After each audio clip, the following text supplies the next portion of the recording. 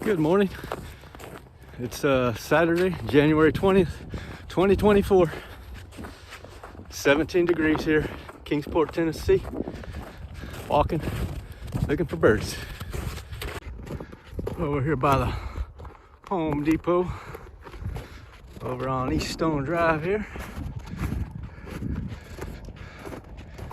Explore this wooded area back here. Looks like a mockingbird up there on the ground, getting him a drink out of that puddle.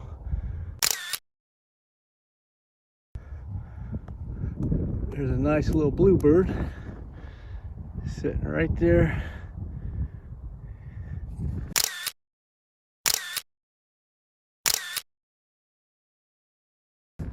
Right, there he goes. There's a cardinal on the ground over there.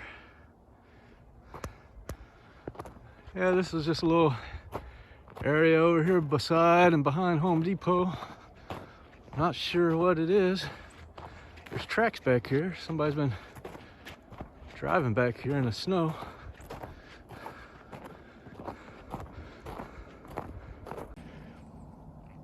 Kind of a steep, slippery hill here. I'll try to go sideways here. It's got some thorns here too.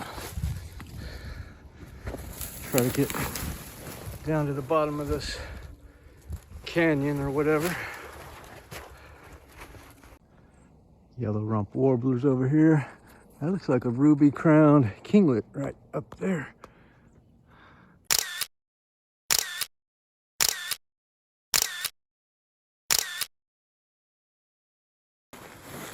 Some deer tracks. So we made it down here to the bottom, and now get to climb up the other side.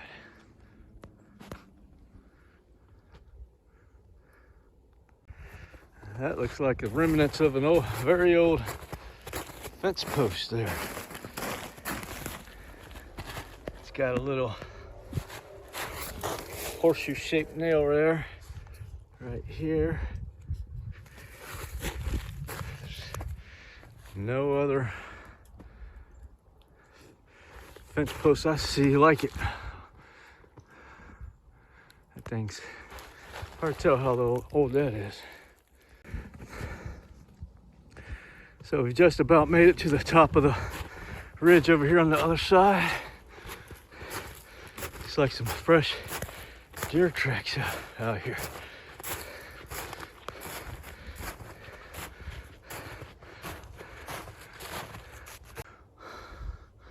There's a old tree. Kind of looks like a teepee. There's something over here. Some type of metal machinery, man-made something or other. Let's go check that out.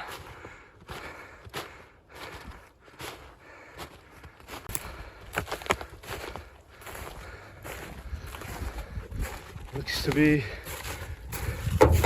galvanized steel. I'm not sure what this is.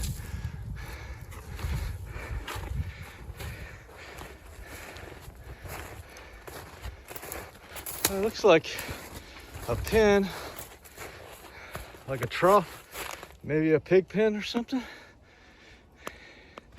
Keep the pigs in here, they eat out of there, and you put the feed in here. That's just my guess, I don't know. You tell me what it is if you know.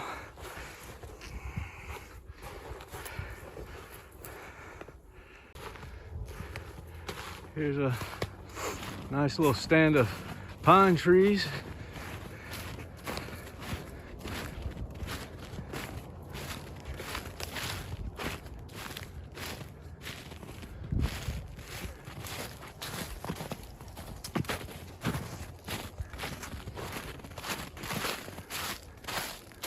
There's deer tracks all over here. Liable to see a deer. Down there's some structure. I believe that's the Elks Club. Yeah, the Elks Club's over there.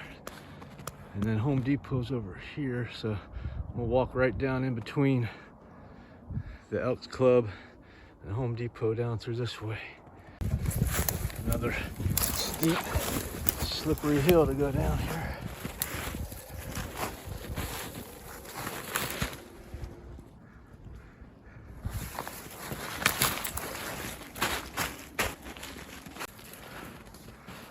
So at the top of that hill is the Home Depot. Then over here on this side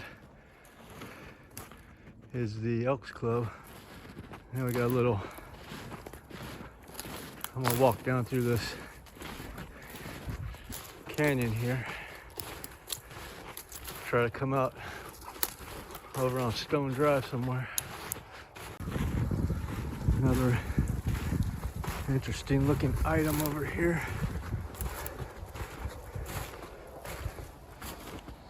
Set in concrete. An old light post or something. Who knows? The Home Depot's right up there. Bunch of straw out here, I guess. It's probably the old straw Home Depot sells, or if they can't sell it, they throw it over the hill here. I don't know. So yeah, I'm gonna walk up here to the Home Depot. So yeah, we came out here on the side of Home Depot.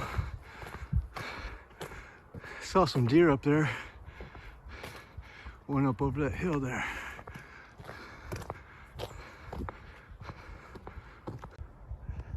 There's a sparrow there, pecking around on the ground.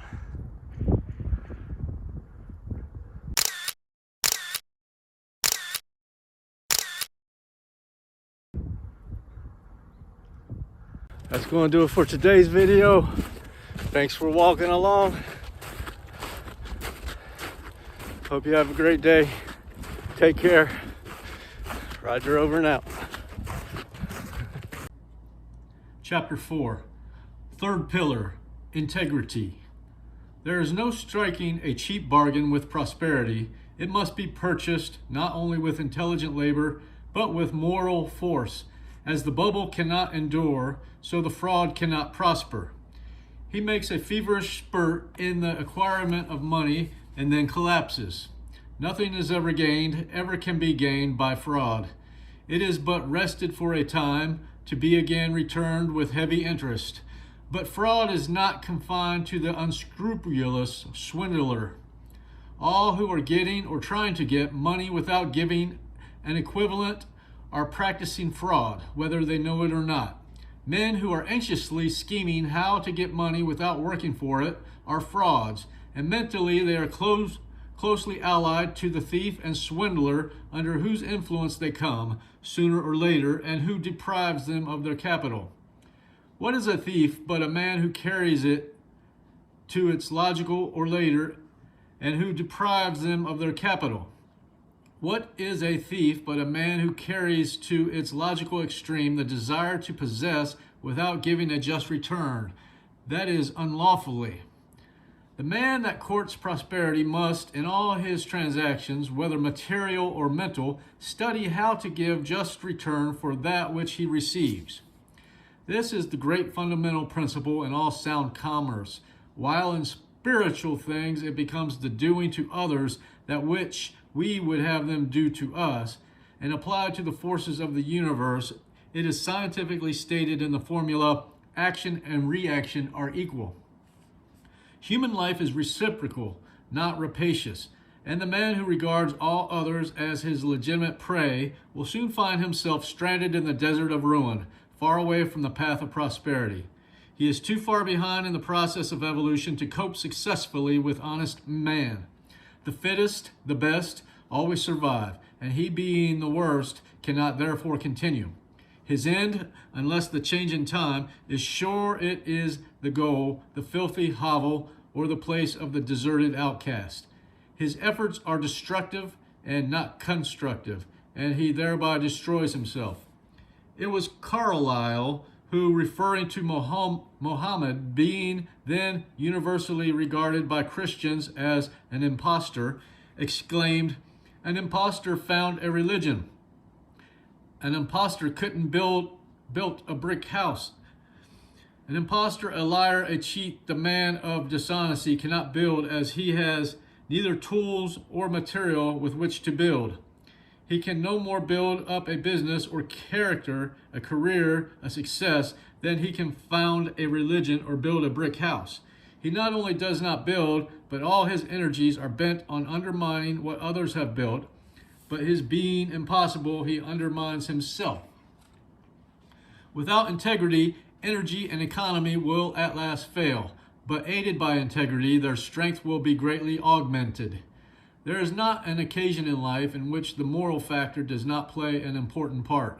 Sterling integrity tells wherever it is and stamps it hallmark on all transactions. And it does this because of its wonderful coherence and consistency and its invincible strength. For the man of integrity is in line with the fixed laws of things, not only with the fundamental principles on which human society rests, but with the laws which hold the vast universe together. Who shall set these at naught? Who then shall undermine the man of unblemished integrity? He is like a strong tree whose roots are fed by perennial springs, and which no tempest can lay low.